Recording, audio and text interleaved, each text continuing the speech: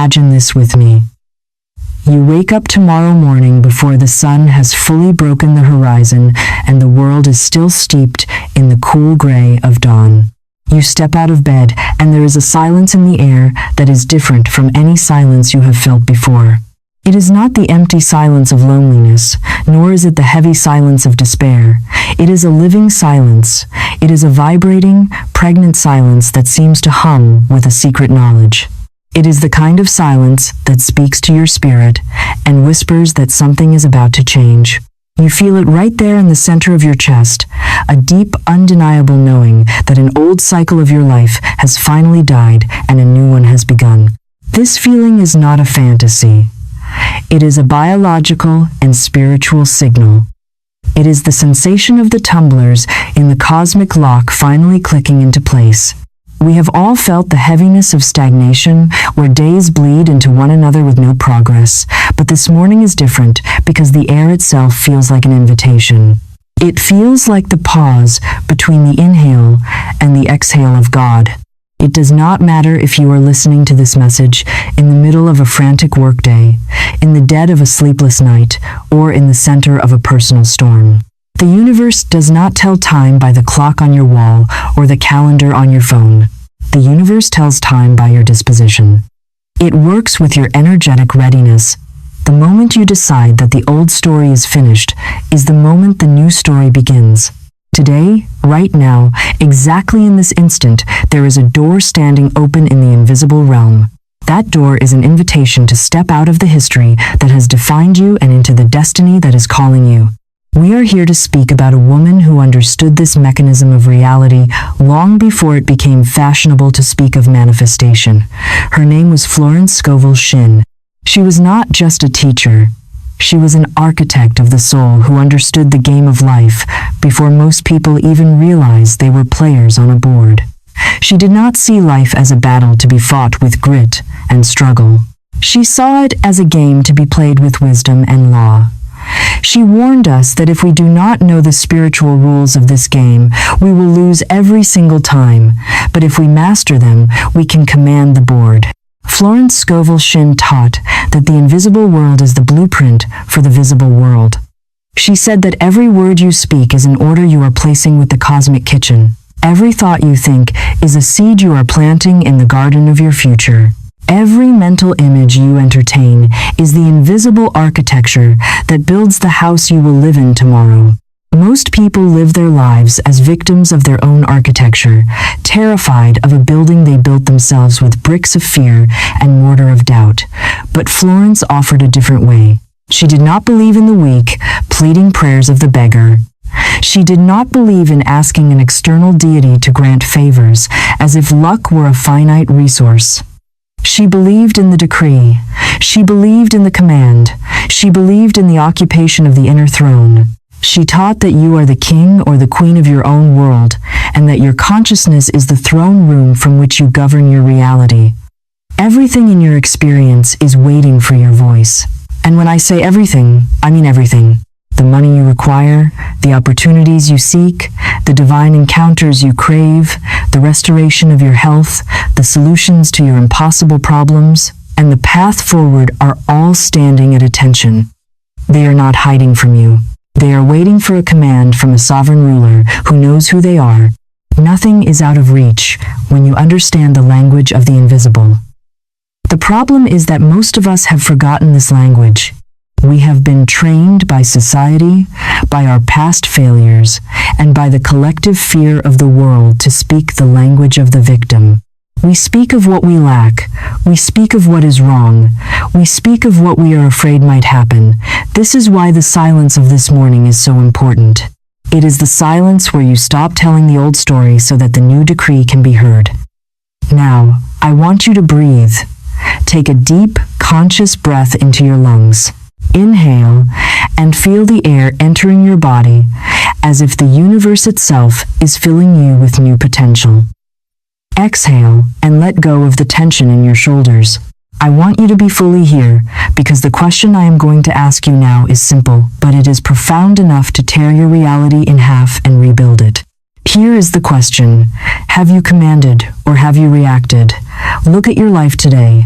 Look at the last 24 hours. Did you live your day as someone who governs their energy or as someone who merely survives their circumstances? There is a canyon of difference between asking for something to happen and declaring that it is already done. There is a massive gap between desiring a change and assuming the identity of the person who has already changed. There is a world of difference between dreaming of a throne and actually sitting on it. I know that you have tried 1,000 things before. You have repeated affirmations until your throat was dry. You have visualized until your mind was exhausted. You have prayed, promised, set goals, written in journals, made gratitude lists, and meditated under the full moon and the new moon. You have drunk the energized water, and you have followed the laws of attraction and assumption. And yet, sometimes it feels like the needle has not moved. It is exhausting to desire so much and to see so little harvest. It is frustrating to feel that the universe is always one step behind your urgent needs. It is confusing to look up at the vast sky and think that you are doing everything right, but the breakthrough is still missing. If this resonates in your heart, if this frustration has burned inside you, please know that you are not alone and you are not broken. This feeling of being stuck in the almost does not mean you have failed. It means you have been using the wrong tool. You have been using the tool of the beggar when you should have been using the scepter of the king. You have been taught to ask for permission to exist, permission to be wealthy, and permission to be happy.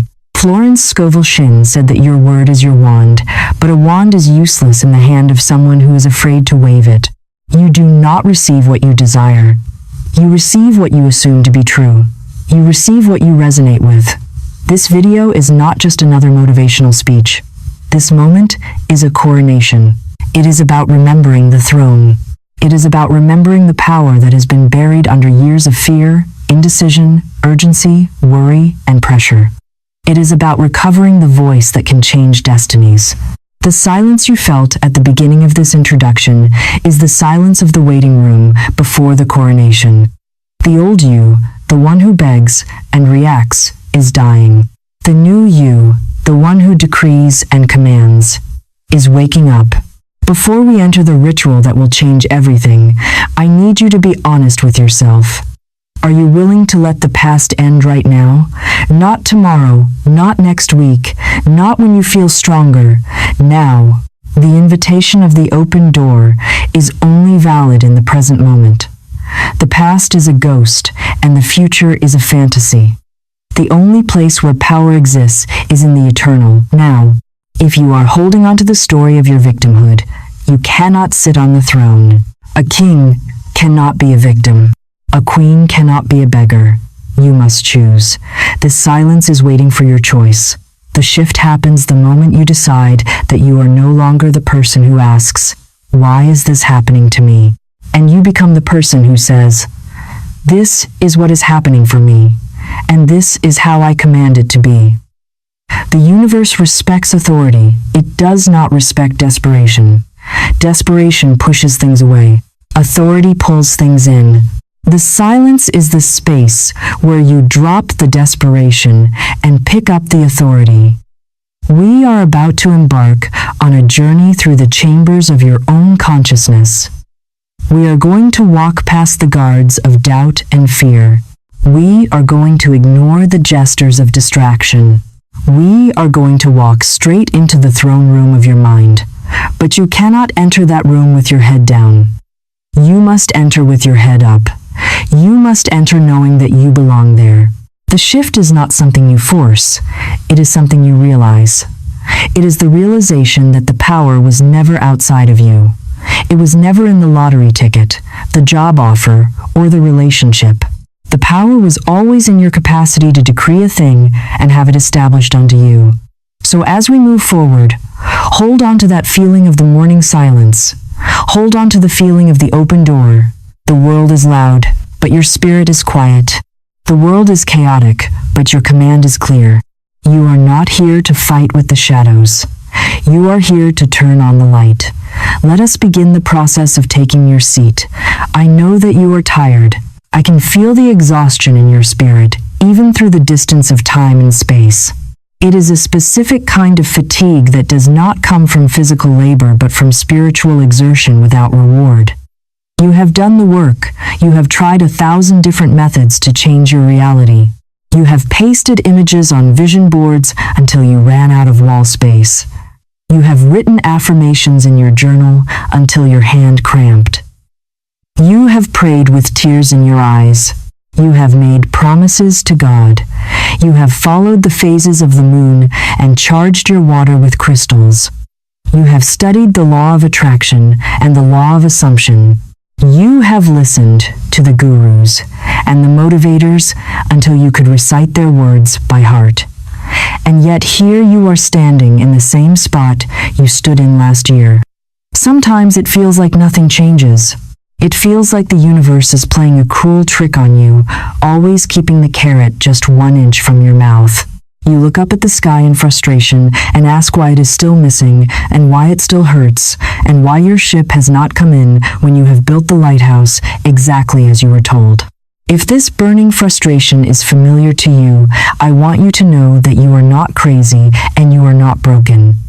You are simply caught in a spiritual mechanism that few people ever explain properly.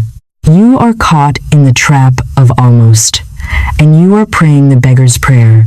We need to dissect this state of almost because it is a dangerous place to live. Almost is not just a measure of distance. It is a frequency. It is a specific vibration that says you are close enough to see the blessing, but not aligned enough to touch it. Almost is a prison with invisible bars. You are almost out of debt, but an unexpected bill always pulls you back. You are almost in a happy relationship, but it falls apart at the last moment. You are almost successful, but the opportunity goes to someone else. Florence Scovel Shinn taught that this state of almost happens when your desire is vibrating louder than your faith. You want it so badly that your want creates a noise of desperation. Desperation is the killer of manifestation. When you are desperate, you are vibrating at the frequency of I do not have. The universe is a faithful servant, but it is literal. It hears the vibration of I do not have, and it obeys by giving you more circumstances of not having. The almost is a symptom of a divided mind.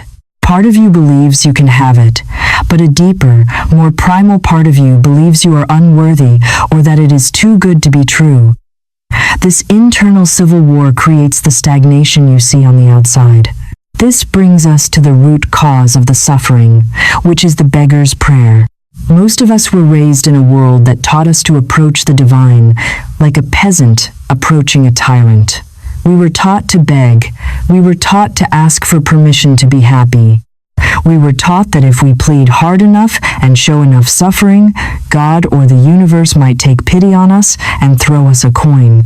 This is a fundamental misunderstanding of the nature of reality. The universe does not respond to your pleading. It responds to your resonance. When you ask, you are structurally admitting that you are separate from the thing you desire. If you ask for water, you are stating, I have no water. If you ask for love, you are stating, I am unloved. If you ask for money, you are stating, I am poor. The act of asking, when done from a place of lack, reinforces the lack. It creates a vacuum that pushes the object of your desire further away. You cannot ask for what is already yours. A king does not ask to enter his own castle. He assumes the doors will open because he is the king. A queen does not beg for her dinner. She sits at the table, knowing the feast is prepared. The shift we need to make is from the identity of the beggar, who hopes, to the identity of the sovereign who knows. You have been trained to believe that the key to receiving is suffering. This is one of the most toxic programs running in the human subconscious. Society has convinced you that success must be hard, long, and sacrificial. You believe that to receive a miracle, you must first pay for it with pain. You think you must bleed to deserve the blessing. You look at your struggle as a badge of honor, thinking that the universe is testing your endurance. This is a lie. The universe is not testing your pain tolerance. It is testing your alignment. Struggle is not a prerequisite for abundance. It is often a sign of resistance. Florence Scovel Shinn was radical because she taught that what is yours by divine right comes to you under grace. Grace means it is unearned, undeserved, and effortless. It flows like a river. If you are struggling, rowing upstream against the current, you are not in grace. You are in karma. You are in the law of cause and effect, where you think your hard work buys your freedom. But you cannot buy what has already been given freely. The beggar's prayer says, I will do anything to get it. The sovereign's decree says, I am ready to receive what is mine. The reason your affirmations and rituals have not worked is not because the rituals are broken. It is because the person performing them is still wearing the clothes of the beggar. You can say, I am a millionaire 1,000 times a day, but if your nervous system is wired for poverty, your words are empty shells.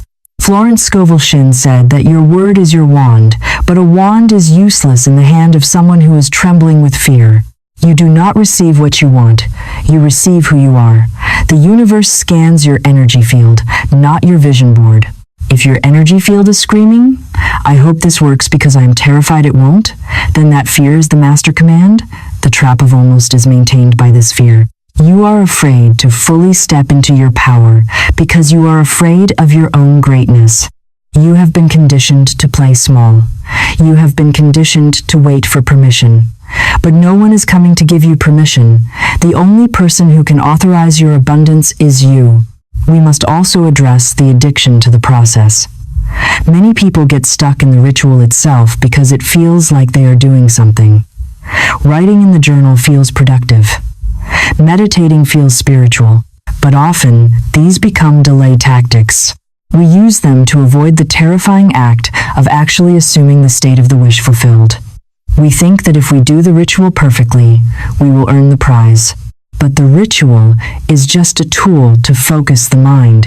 It is not the currency that buys the miracle. The currency is your conviction. The beggar believes the power is in the ritual. The king knows the power is in his own consciousness. When you stop acting like a beggar, you stop trying to manipulate the universe with techniques. You stop trying to trick God into giving you money. You realize that the universe is inside you. You realize that you are the operant power. The frustration you feel is simply your inner divinity banging on the walls of your limited self-concept, screaming to be let out. So, the paralysis of almost is simply a mismatch between your desire and your identity. You desire the palace, but you identify as the peasant. You desire the health, but you identify as the patient. You desire the wealth, but you identify as the debtor. You cannot put new wine into old wineskins. You cannot put a millionaire's manifestation into a victim's consciousness. The vessel will burst. The reason you are tired is that it is exhausting to hold two contradictory vibrations at the same time. It drains your life force to want something you don't believe you can have. The beggar is always tired because he is always waiting. The king is never tired because he is always occupying. Today, we are going to break this trap. We are going to stop the asking and start the decreeing. We are going to stop the waiting and start the occupying. We are going to burn the beggar's clothes and put on the royal robe. The pain of almost ends the moment you realize that there is no distance between you and your desire except the doubt in your own mind. The door is not locked. It never was. You were just standing there knocking when you should have been turning the handle. The time for knocking is over. The time for entering is now. We must correct a fundamental misunderstanding before we can even attempt to use the ritual of the throne room. If you do not understand the mechanics of the machine you are operating, you will only break it. The misunderstanding lies in how you view the world around you.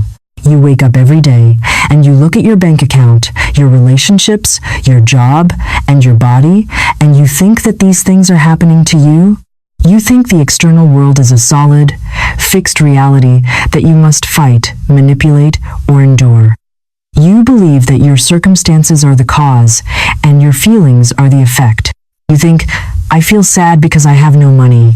But the mystics, the quantum physicists, and the great teacher Florence Scovel Shinn all tell us that this is backward. The world is not happening to you. The world is happening through you.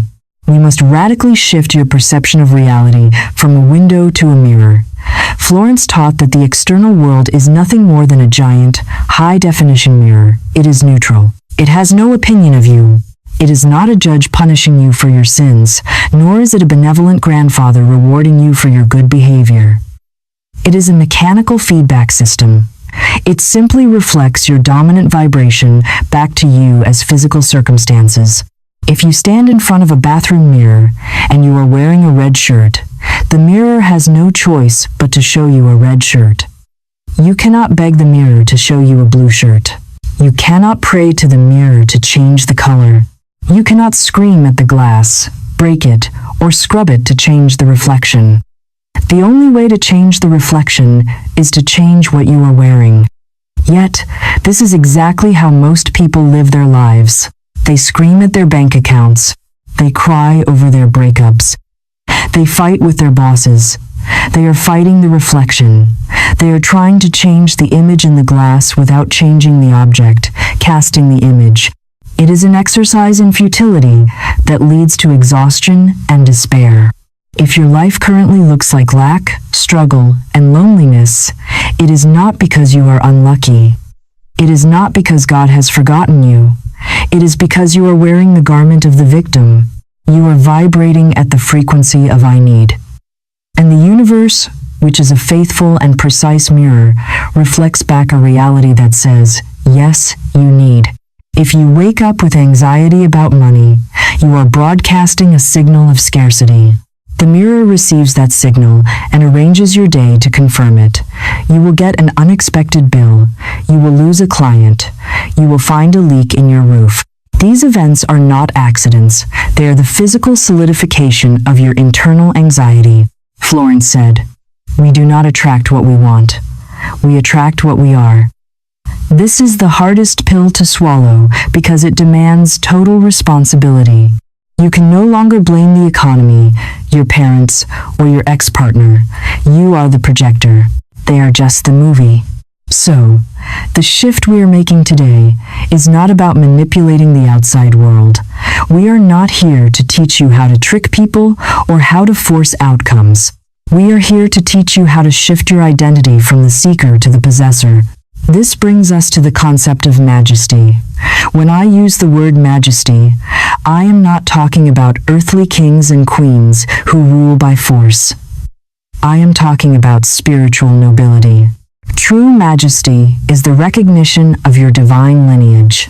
It is the understanding that you are not a random biological accident floating on a rock in space. You are a center of divine operation. The power that created the galaxies is looking out through your eyes right now. When you remember this, the begging stops, the pleading stops, the frantic searching stops. We must distinguish between majesty and arrogance because the ego loves to confuse them. Arrogance screams, "I am better than you." It comes from insecurity. It needs to dominate others to feel safe. Majesty whispers, "I am a child of the Most High, and so are you." It comes from security.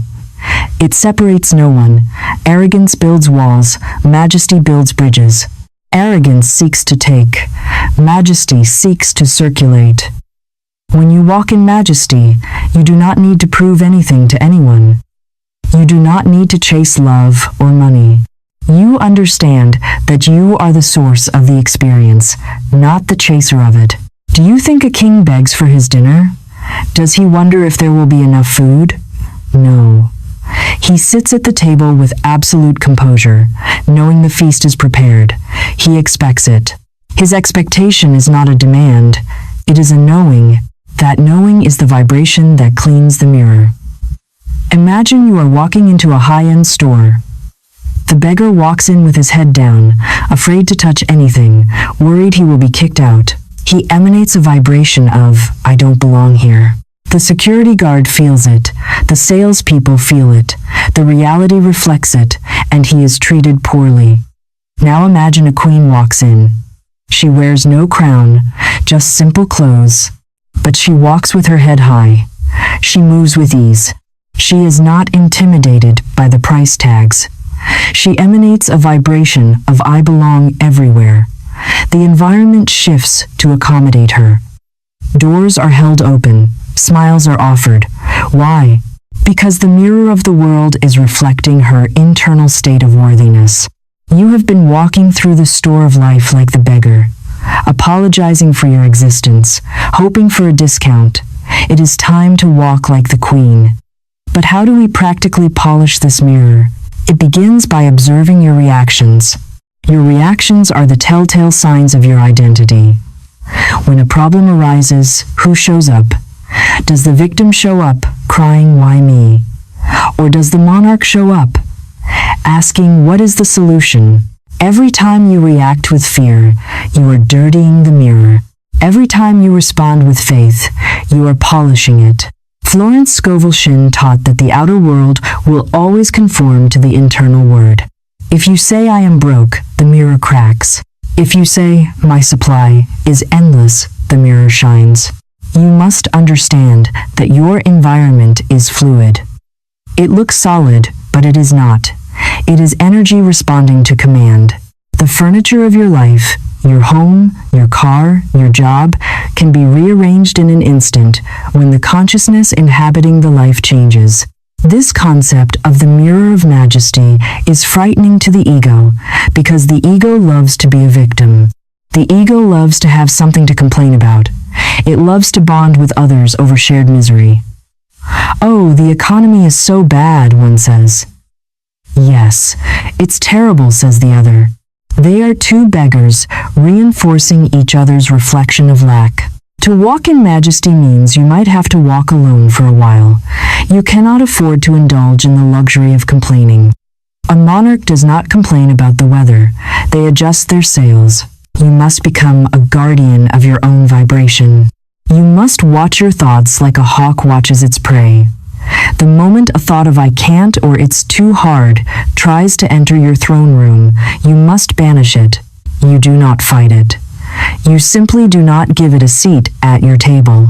The mirror also shows us the delay of time, which confuses many. You might say, I changed my thoughts yesterday, but the mirror is still showing me the old reality today. This is where faith comes in. The physical world has a density to it. It takes time for the reflection to catch up to the new image. It is like the wake of a boat. When you turn the rudder of a boat, the boat turns, but the wake behind it continues in the old direction for a moment before it curves. Your current circumstances are just the wake of your past thoughts. They are the old reflection fading away. Do not be fooled by the echo of the past. Keep your eyes on the new image you are holding in your mind. If you look at the old reflection and get discouraged, you turn the boat back to the old direction.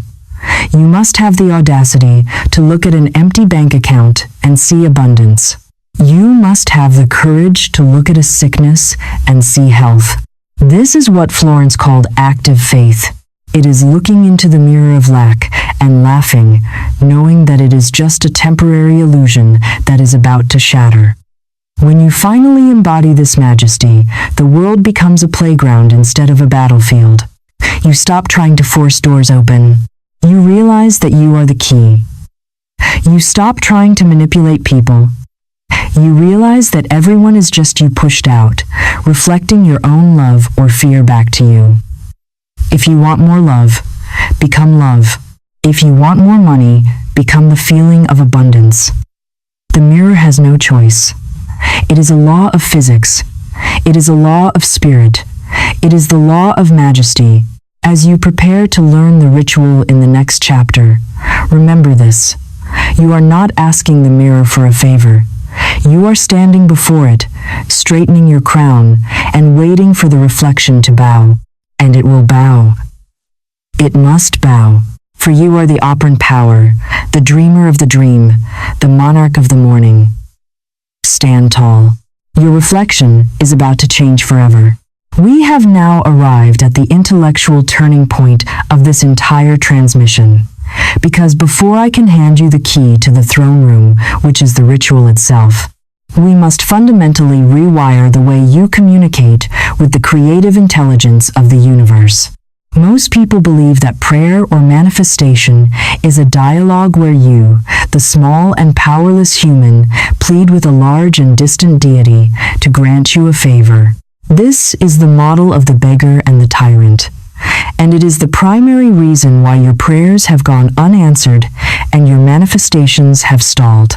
We must surgically separate the concept of asking from the concept of decreeing, because while they may look similar to the unawakened eye, they are vibrationally opposite.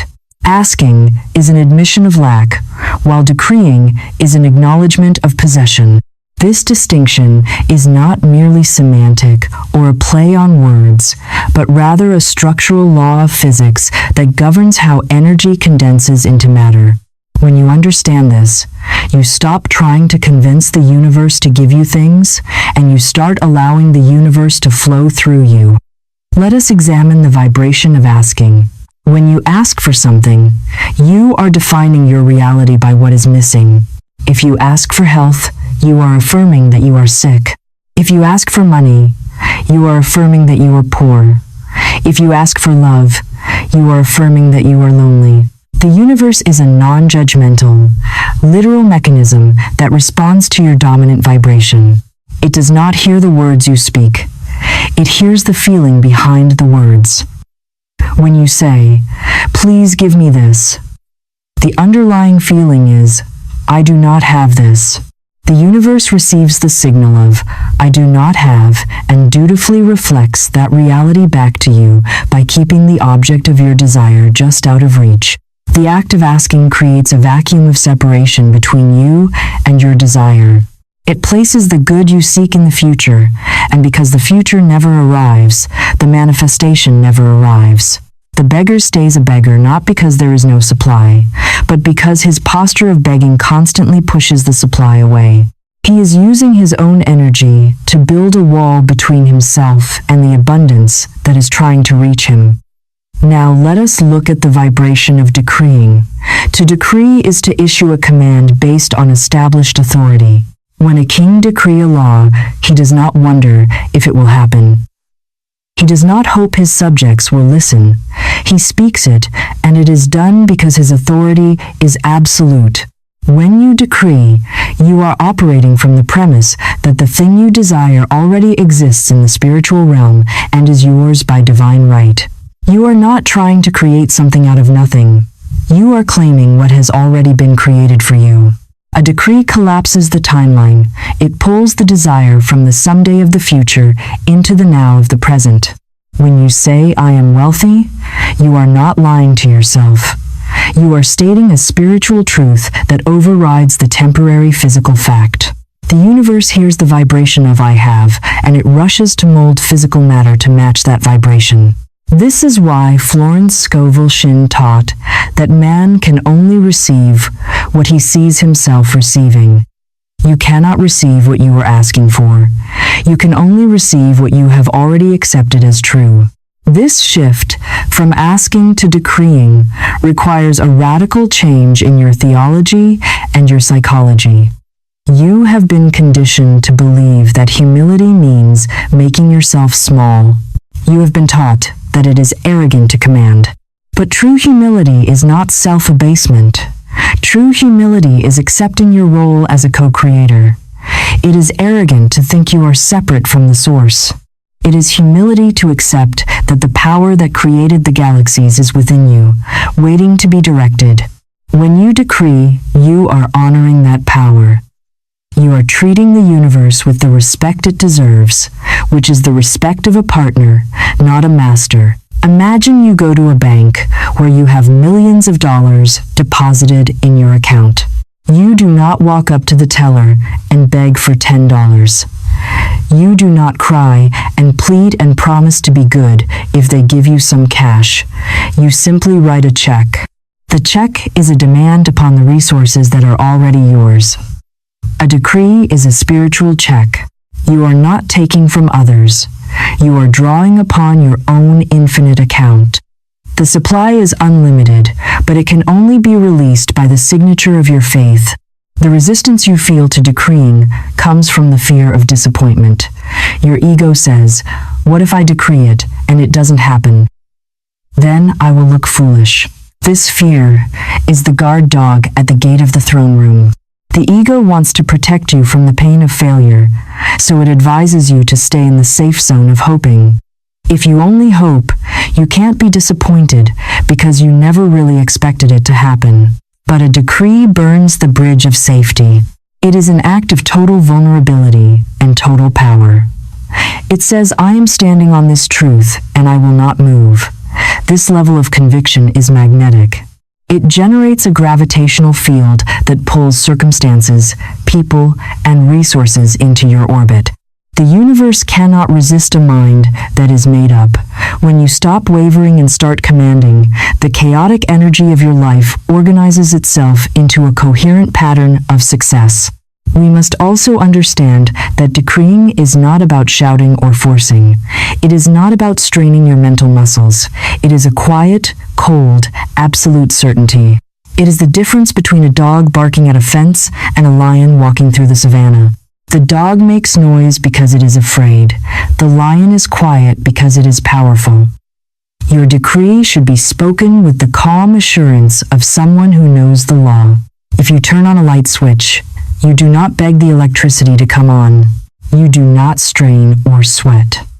You flip the switch with total nonchalance because you understand the mechanism of electricity. Manifestation is a mechanism. The decree is the switch. When you flip it with the certainty of, "It is done," the light must come on. If it flickers or delays, you do not panic. You know the current is flowing. You hold the switch in the on position. This is the discipline of the king. Many of you are stuck in the almost trap we discussed in Chapter 1 because you are mixing your signals. You decree in the morning and then you ask in the afternoon. You affirm, "I am abundant" at 8 a.m. and then you pray, "Please help me pay this bill" at 2 p.m. This is vibrational schizophrenia. You are building a castle and then tearing it down with your own hands. To see results, you must be consistent. You must commit to the language of the decree. Even when you are praying, you must change your grammar. Instead of saying, "Please heal me," say, "I thank you that I am healed." Instead of saying, "Please bring me love," say, "I accept the perfect love that is mine."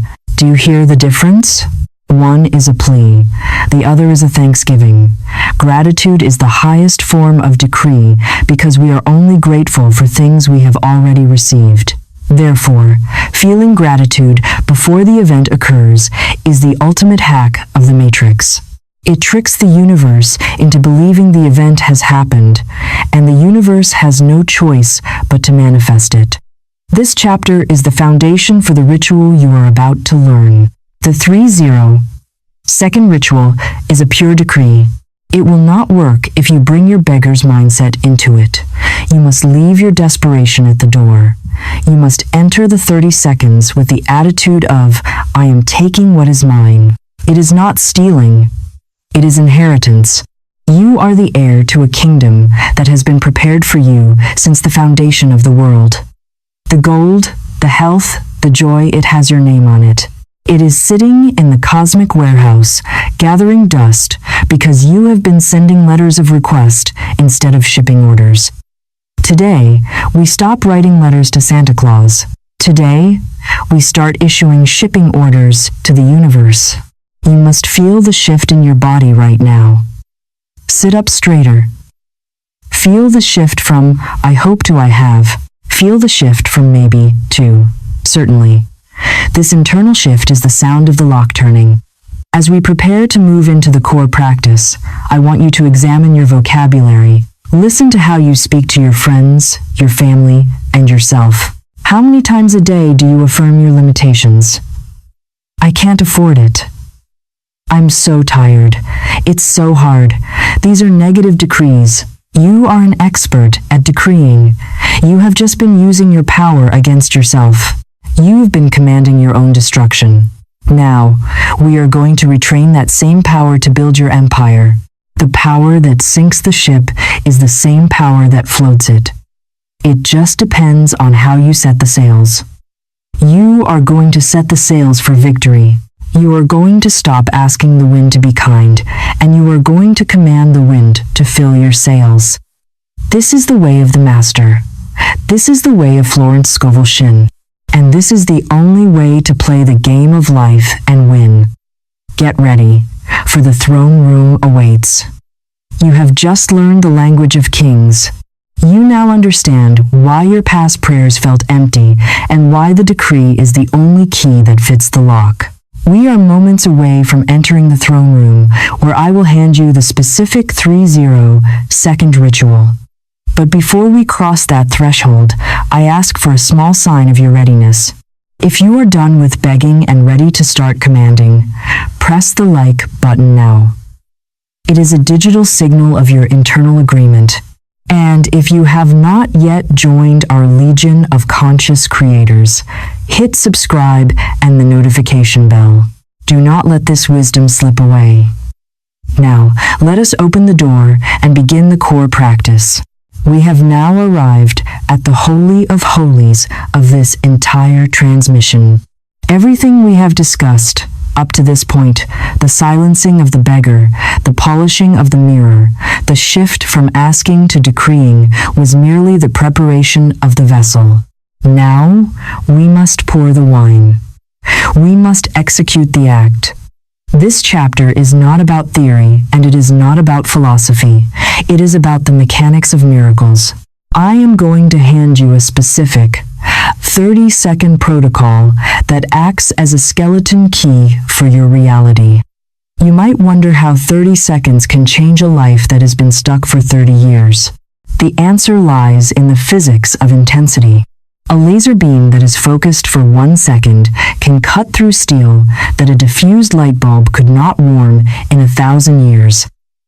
This ritual is a laser beam.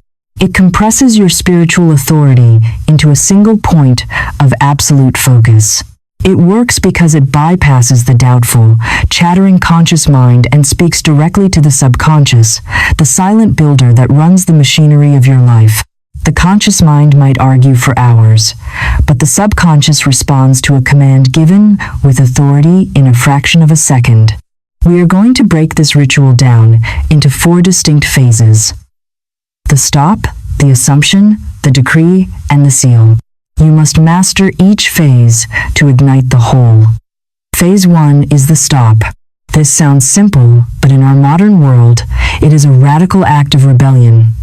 You are currently trapped in the momentum of the world. Your phone is buzzing, your thoughts are racing, and your body is carrying the tension of yesterday. To enter the throne room, you must first leave the marketplace. You cannot drag the noise of the world into the sanctuary. The stop is a deliberate rupture of your daily pattern. You must physically stop whatever you are doing. If you are walking, stand still. If you are washing dishes, put them down. If you are scrolling on your phone, turn it off. This physical stillness sends a shockwave to your nervous system. It signals to your biology that something important is about to happen. You must close your eyes to shut out the illusions of the optical world. Then, take a breath that is deeper than any breath you have taken all day. Inhale the silence and exhale the chaos. This moment of the stop creates a zero-point field. It is a vacuum where the past ceases to exist and the future has not yet been written. It is in this vacuum that you become God of your reality. Do not rush this phase. If you do not fully stop, you cannot fully start. You must sever the cord to the outer world so completely that for a moment, you exist nowhere but in the center of your own being. Phase 2 is the assumption. Now that you are in the void, you must furnish it. You are going to construct the throne room in your imagination. This is not a visual exercise as much as it is a somatic one. I want you to feel the presence of a chair behind you. This is not an office chair, and it is not a sofa. It is a throne. It represents your divine right to rule over your circumstances. It is the seat of the cause, while the world is merely the effect. In your mind's eye, sit down on this throne. Feel the weight of your body settling into it. This settling sensation is crucial. It is the feeling of, I have arrived. Now, adjust your physical posture. Even if you are standing in line at a grocery store, you can do this internally. Straighten your spine. Lift your chin slightly. Pull your shoulders back. This is the physiology of royalty. You cannot feel like a king if you are slumped like a victim.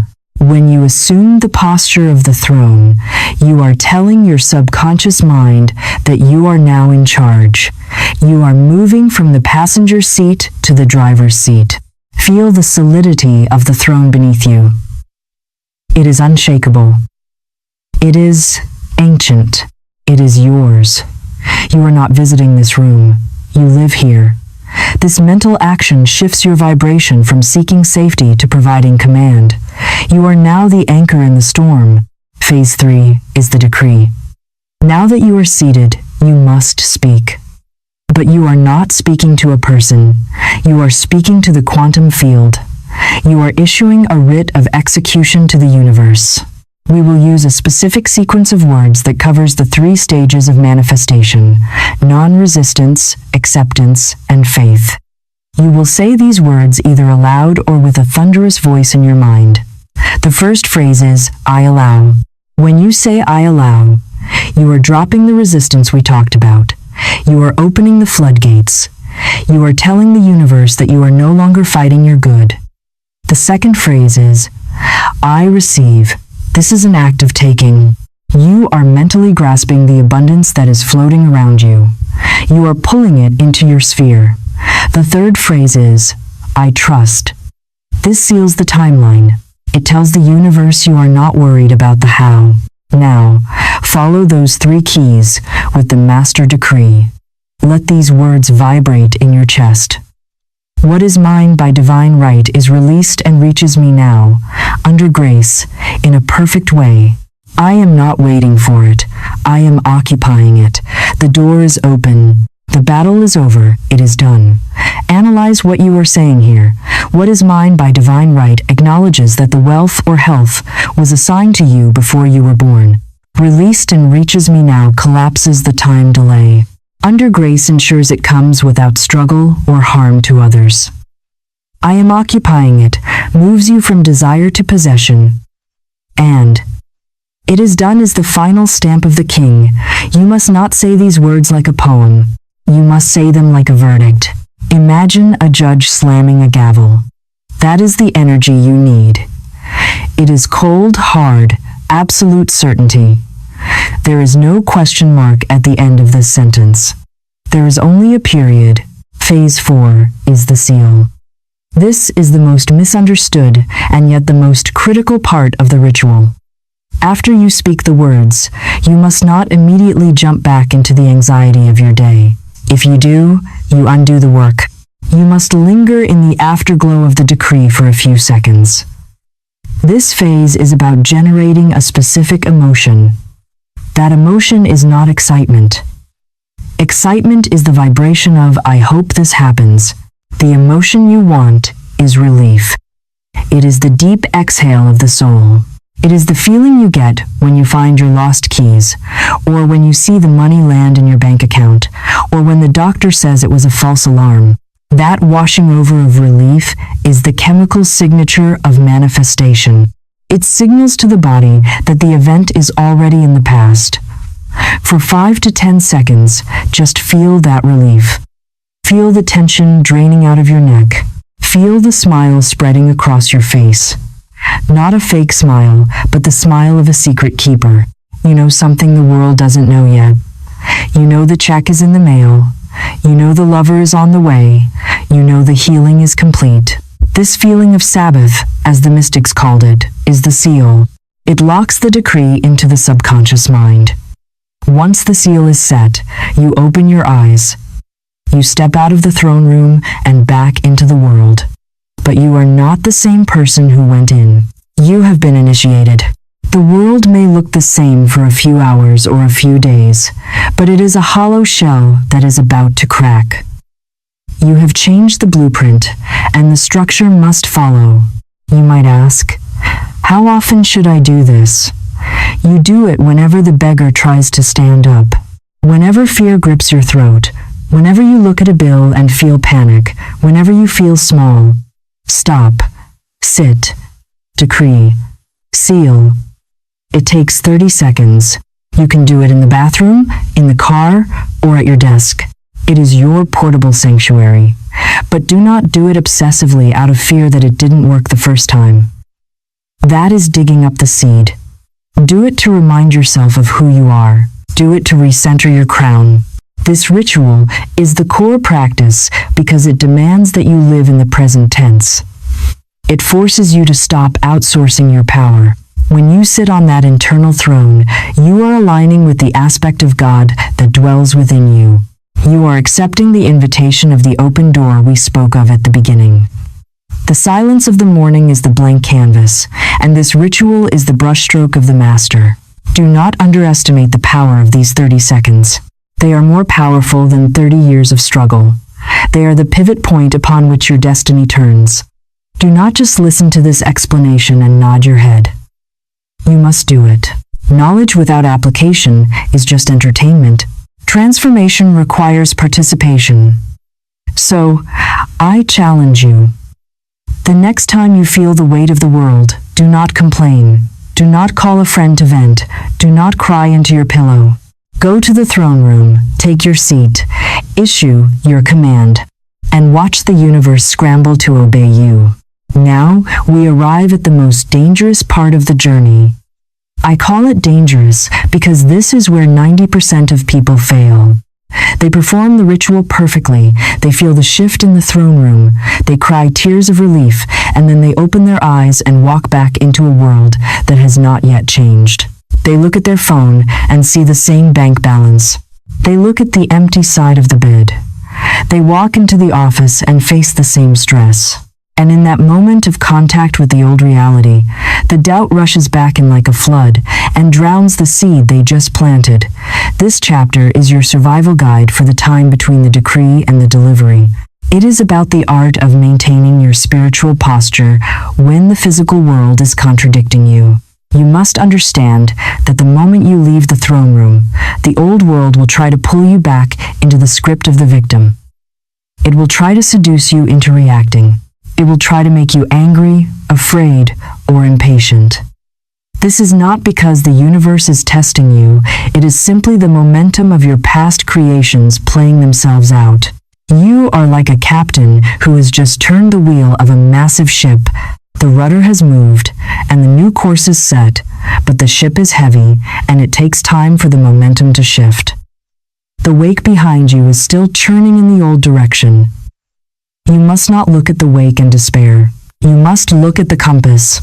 To navigate this interim period, we must master two supreme spiritual technologies: the law of non-resistance and the art of walking in majesty. Florence Scovel Shinn taught us that there is no reality in evil, meaning that negative circumstances have no power of their own. They only have the power you feed them with your attention. This is the core of non-resistance. Most people think that to solve a problem, they must fight it. They fight their debt by worrying about it. They fight their sickness by researching symptoms all night. They fight their loneliness by being bitter about love. But spiritual law is paradoxical. What you resist persists. When you fight a condition, you are validating its existence. You are focusing on it, and energy flows where attention goes. You are essentially feeding the monster with your own life force. Non-resistance is the art of starving the monster. It is a form of spiritual aikido where you do not meet force with force, you meet force with a vacuum. When a problem arises, you do not ignore it in a way that is irresponsible, but you withdraw your emotional reaction from it. You look at the unpaid bill, and instead of feeling a knot of fear in your stomach, you look at it with the detachment of a king who knows the treasury is full. You say to the appearance of lack, "I see you, but I do not believe in you. You are an echo of my past, not a prophecy of my future." This practice requires a disciplined mind. The old world will scream for your attention, your phone will ring with bad news. A friend will make a snide comment, A plan will fall through. These are the tests of your majesty. The beggar reacts to everything. The beggar is emotionally volatile because his safety depends on external circumstances. If the wind blows, the beggar falls. But the monarch is stable. The monarch knows that the external world is just a mirror that is lagging behind the internal command. When you practice non-resistance, you are essentially telling the universe, I am not moved by appearances. And when you are not moved by appearances, the appearances must move. You must learn to look at the chaos of your life and smile a secret smile. This is not the smile of madness. It is the smile of someone who has already read the last page of the book and knows that the hero wins. When you stop fighting the old reality, it loses its grip on you. It dissolves because it no longer has your fear to hold it together. You must be willing to stand in the fire and not smell like smoke. You must be willing to walk through the valley of the shadow of death and fear no evil, not because the evil isn't there, but because you know it is just a shadow. Shadows cannot hurt you. Only your reaction to the shadow can hurt you. This leads us to the second half of the equation, which is walking in majesty. If non-resistance is the shield, majesty is the sword. Walking in majesty is not about being arrogant or treating people poorly. It is about carrying the energy of the throne room into the grocery store, into the traffic jam, and into the difficult conversation. It is a subtle shift in your bioenergetic field. When you have truly decreed your abundance, you walk differently. You do not rush. Rushing is a sign of poverty. Rushing says, I am running out of time. The king owns time. You do not hunch your shoulders in apology for your existence. You occupy your space. You look people in the eye. You speak with a cadence that is calm and assured. This external behavior is a signal to your subconscious mind that the transformation is real. You are acting as if until the as if becomes it is. But this is more than just body language. It is about the vibration of the secret keeper. Imagine you are an undercover billionaire. You have billions in the bank, but you are dressed in plain clothes walking through a crowded market. Someone bumps into you and is rude. Do you get angry? Do you feel the need to prove your worth? No. You probably chuckle. You are unbothered because you know who you are. You know that at any moment you could buy the entire market. That knowledge gives you a deep, unshakable sense of security. You are relaxed. This is the specific vibration we are after, relaxed supremacy. You must walk through your days as if your prayer has already been answered. If you are trying to manifest love, do not walk around looking desperate and lonely. Walk with the secret knowledge that your lover is on their way to meet you. If you are manifesting money, do not pinch every penny with fear. Spend what you must with gratitude, knowing the supply is infinite. This secret keeper energy is incredibly magnetic. People will be drawn to you, and they won't know why. They will feel that you are anchored in something powerful. Opportunities will find you because you are not chasing them. You are no longer the hunter. You are the magnet. Walking in majesty also means you stop complaining. Complaining is the language of the slave. It is an affirmation of victimhood. A monarch does not complain about the weather. They adjust their sails or they build a shelter. Every time you open your mouth to complain about your life, you are decreeing, I am powerless. You are tearing up the contract you signed in the throne room. You must become a guardian of your speech. If you cannot say something that aligns with your new reality, say nothing. Silence is often more powerful than words. Be the person who holds the vision when everyone else is losing theirs. When your family is panicking about the economy, be the rock.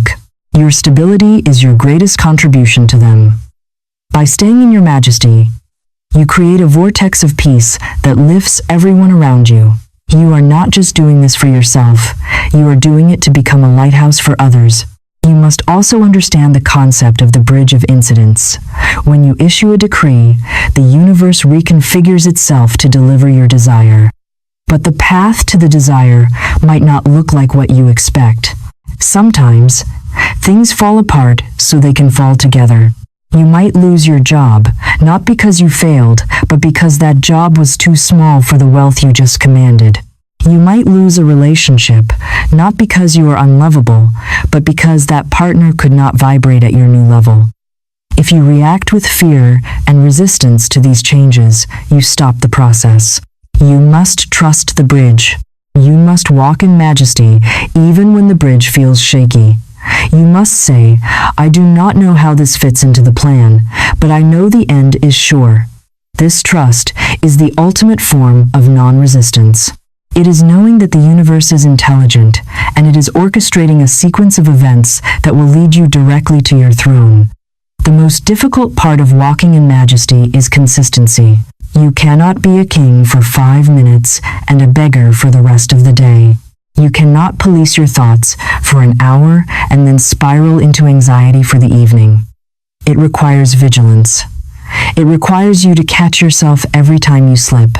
And when you do slip, because you are human and you will do not beat yourself up, that is just the old victim trying to reclaim you through guilt. Simply notice the slip, straighten your spine, take a breath, and return to the throne. Say, that was the old me. I am back now. The more you practice this return, the easier it becomes. Eventually, majesty becomes your default setting. Eventually, you forget how to be a victim. You forget how to worry. You become so accustomed to the feeling of the wish fulfilled that the physical manifestation feels like a natural afterthought. So, your instruction for this chapter is to go out into the world and play the role of your life. Treat the world as a stage. The people around you are actors. The circumstances are the set design. You are the lead character and the writer of the script. Do not let the scenery intimidate you. Do not let the plot twists make you forget who you are. Carry the silence of the throne room in your heart like a hidden diamond. When the noise of the world gets too loud, touch that diamond. Remember the decree, remember the seal. You are not waiting for the miracle. You are the miracle happening in real time. Walk with your head high, not because you are better than anyone else, but because you know that God is walking within you. The world will feel this shift. The mirror will begin to change.